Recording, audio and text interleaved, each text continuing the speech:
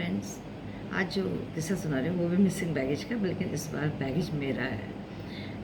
हुआ है कि ऑलमोस्ट 9-10 ईयर्स बैक पूजा ने एक क्रूज़ बुक किया, Royal Caribbean, from Singapore to Malaysia and back to Singapore. 4 day हमें सिंगापुर पहुँचना था वापस। और जिस दिन हमें क्रूज़ हमें एम्बार्क करना था उसी दिन अर्ली मॉर्निंग हम लोग यहाँ से दिल्ली से हमने बोट की फ़्लाइट सिंगापुर के लिए, प्रीति के बच्चे और मैं भी, प्रीति और दोनों बच्चे भी साथ थे। और इसलिए काफ़ी मेमोरेबल ट्रिप होने वाली थी, क्योंकि बच्चे जो हैं वो बहुत एंजॉय करते हैं, उनके साथ अच्छा भी लगता है। तो फिर वो भी बच्चे और प्रीति और मैं, हम लोगों ने दिल्ली से किया। तो पूजा ने कहा कि मैं आप लोगों से करीब आधा पौना घंटे पहले पहुंच जाऊंगी, क्योंकि वो ऑस्ट्रेलिया से आ रही थी सिंगापुर। तो जब हम पहुंचे वहाँ तो वो इंतज़ार कर रही थी हमारा, बड़े खुश हो हम एक दूसरे देख के। दैन कैरोज़ल बेल्ट में हम लोग पहुँच गए और प्रीति का बैग आया, पूजा बच्चों का बैग आया, लेकिन मेरा नहीं आया और आया ही नहीं। हमें समझ गई कि मेरा बैग कहीं पीछे रह गया दिल्ली में, कहीं नहीं पहुंचा, लोड ही नहीं किया गया। फिर इसके बाद वहाँ अलाउ नहीं करते हैं, वो बैरिकेड से लगा के रखते हैं बाहर से, पूरा मतलब फेंस रहती है और गेट रहता है। गेट में जो वहाँ पे सेंट्रीज रहते हैं। तो हम लोग फिर मैं अकेली गई, वहाँ अलाउ नहीं करते हैं, कोई जो कंसर्न पार्टी वही जाएगी। तो मैं गई, फिर मैंने बात की वहाँ तक उस एजेंट में। तो मैंने उनसे बात की, मैंने कहा कि ऐसा ऐसा है। तो उन्होंने फिर मुझे एक रिसीट दी और मेरा मतलब उसी रिसीट को दिखा के मैं अपना बैग ले सकती थी, और कहा कि कल आपका बैग पहुँच जाएगा। तो मैंने कहा लेकिन आज तो हमारा क्रूज़ है 12:30, वी हैव टू एम्बार्क। तो कहा कि वो तो पॉसिबल नहीं है। तो मैंने डेट दी उनको, मैंने कहा इस डेट को डे को आई एम कमिंग बैक। तो मैंने कहा उसी दिन मैं आप रखे रहिएगा और मैं उसी दिन ले लूँगी। तो ही सेड ओके।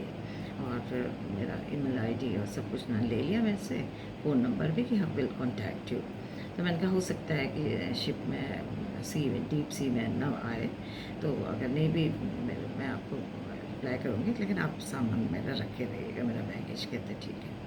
इसके बाद हम लोग बाहर आए। उतने देर तक पूजा ने जो टैक्सी पहले से बुक करके रखी थी उसका वेटिंग बढ़ रहा था। अब मैं पहुंची वहाँ तो मैं, सभी को पता है कि कपड़े नहीं हैं, केबिन बैगेज में थोड़ी कपड़े रखता है कोई। तो मेरे पास कपड़े नहीं, सारे जो अच्छे कपड़े, अच्छे फुटवेयर सब कुछ उसी में था, बैग्स वैग्स सब इसी जो बैगेज जो मिसिंग था। तो मेरे पास कुछ था नहीं। तो उससे पूछा गया कि भाई ड्राइवर से कि कोई ऐसी जगह ले जाओ जहाँ इंडियन कपड़े खरीद सकें। तो उसने कहा ओके, लिटिल इंडिया।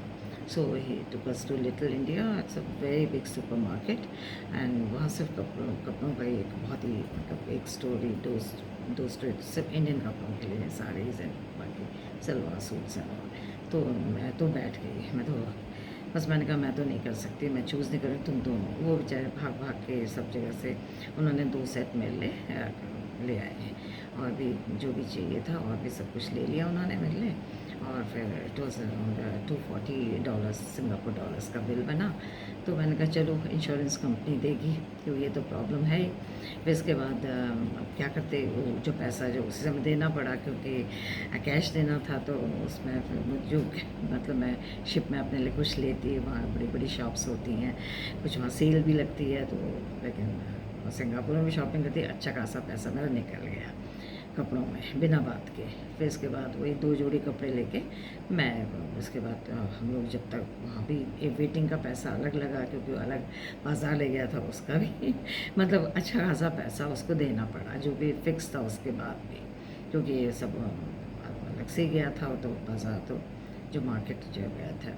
फिर इसके बाद हम लोग जब एम्बार्क करने के लिए गए, उसमें 4 बज रहे थे, बजाय 1 बजे हमें करना था, 12:30-1, उसके बजाय 4 बजे। It was quite late. और हम लोग पहुँचे तो थोड़ी देर बाद ही, करीब 1-1.5 घंटे बाद शिप जो है वो चलने लग गया। और इसके बाद मेरे पास बस वही 2 जोड़ी कपड़े थे। उन 4 दिनों में उन्हीं को पहनती रही। और एक बार कैप्टन्स डिनर था, तो उसके लिए मैंने अपनी बेटी के लिए, एक बार बड़ी बेटी के लिए गोवा से लाई थी एक फ्री साइज़ का मल्टी कलर बड़ा अच्छा सा गाउन लेके आई थी, तो उस दिन मैंने वो गाउन उससे वो पता नहीं क्यों ले आया, साथ में ले आई थी अपने, और गाउन से सोचा पहनेगी, लेकिन वो मेरे काम आ गया। तो उस दिन मैंने वो गाउन पहना, मांगे हुए कपड़े पहने, मांगा हुआ स्टूल सब कुछ मांगा हुआ।